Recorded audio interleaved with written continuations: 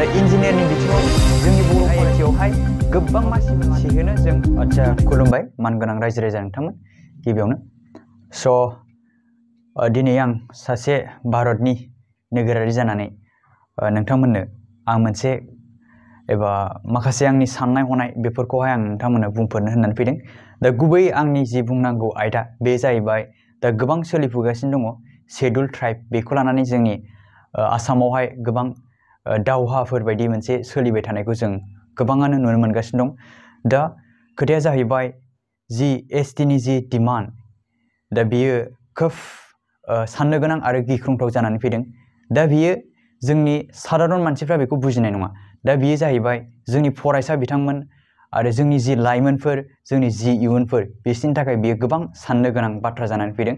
दा आं माखासे फरायसा हिसाबै आङो मोननैसो फरायसाफोरनि जि बिदिन्थि बेखौ आं होनो नागिरदों। दा गिबियावहाय आं होग्रोगोन दा जोंनि जि थाखानाय जि एसटि बिनि रिजार्भेसन सिटआ 10% दङ। जिहेतु जों गोबां गोग्लैसोनाय हारि हिसाबै दासिमबो दङ आरो जोंनि साननाय हनायफ्रा एथबां गोजौ नङा आरो जों दासिमबो जोङो गोबां माने नाम्बार लानानै उथ्रिसार जानो जों दासिमबो हाया। दा थिग बेबायदिनो दा आं माखासे एग्जाम्पल होनि दा जोंनि गोबां फरायसाफ्रा बोसोरावसो डक्टर इन्जिनियार खोब खम ओंखारो। माब्लाबा MBBS आवहाय बोसोरावहाय नै दासो ओंखारहांदोंमोन बेबो STP आवसो मोनो जोंनि बर'फ्रा। दा सोरबाया माब्लाबा बोसोरावहाय 7 माब्लाबा 10 जन माब्लाबा 7 जन थिग बेफोरबायदि गोबां खमनि ओंखारो। दा बेबो बहाय मोनदों जों ST खथायावसो जों मोनदों।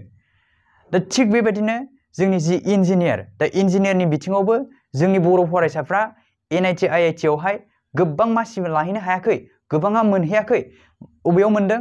साफा सानैया मोनदों स्टेट इन्जिनियारिं। दा आसामावहाय 7था स्टेट इन्जिनियारिं दं। दा बिनि गेजेरावबो आं मोनसे एग्जाम्पल होनोसै दा बिनेश्वर ब्रह्म इन्जिनियारिं कलेज।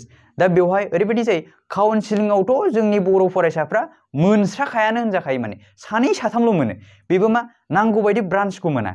दा बेवहाय बबेहाय एडमिसन लाफैयो जेब्ला स्पट राउन्डफोर खालि थायो दा बेवहाय ST फोरनि खथा थायो दा बेवहायसो एडमिसन लाफैयो। दा बे गोबां साननो गोनां बाथ्रा मानगोनां रायजो राजा नोंथांमोन। दा आं गोबां फरायसाफोरखौ नैबे समावहाय आं सांग्रां जाहोनो लुबैदों आरो जोंनि नोगोरारिखौ आं सांग्रां जाहोनो लुबैदों। दा गुबै खोथाया जाहैबाय जोंनि जि थाखानाय जि ST बियो 42-45 लाख दङ। दा बेनि गेजेरावबो जोङो खोब खम फरायसाफ्रा बेवहाय मासि लानानै माने जि आवग्रिनो हायो। दा बेनि गेजेरावहाय आरोबाव जुदि मोनद' हारिफ्रा जुदि हारिसाफ्रा जुदि बेवहाय फैबावब्ला 1.5 क्रर बिथांमोना जुदि फैबावब्ला अब्ला जों बहाय मोनगोन? जों जिहेतु दा 42-45 जों दा जुजिलायनो हाखाया। आरोबाव जुदि बिथांमोना जुदि फैबावब्ला जों बहाय जों मा मोनगोन? जों जेबो मोननाय नङा रायजो राजा नोंथांमोन। बेनिखायनो आङो जोंनि फरायसा नोंथांमोनखौ आं नैबे समावहाय बयखौबो खावलायनो नागिरदों मानगोनां रायजो राजा नोंथांमोन जोंहा फिउचारनि खोथा दं, जोंहा इयुननि खोथा दङ। दा बेनिखायनो गासैबो मानगोनां रायजो राजा नोंथांमोना नैबे समावहाय मोनद' हारिनि जि ST होनो नागिरदों बिनि सायावहाय जों प्रटेस्ट खालामनांगौ, जों बिनि सायावहाय हेंथा खालामनांगौ। बिथांमोना खुनु दिन बिथांमोननो जेरैखि बिथिङावहाय बिथांमोननो ST होनो मोना। गुबुन मा होयो बिथांमोननो होथों, जि सुबिदा होयो होथों जोंहा बेखौ बुंनांगौ गैया। नाथाय जोंनि जि थाखानाय जि 10% ST खथा बेखौ बिथांमोना माब्लाबाबो सेहोनो जों हानाय नङा।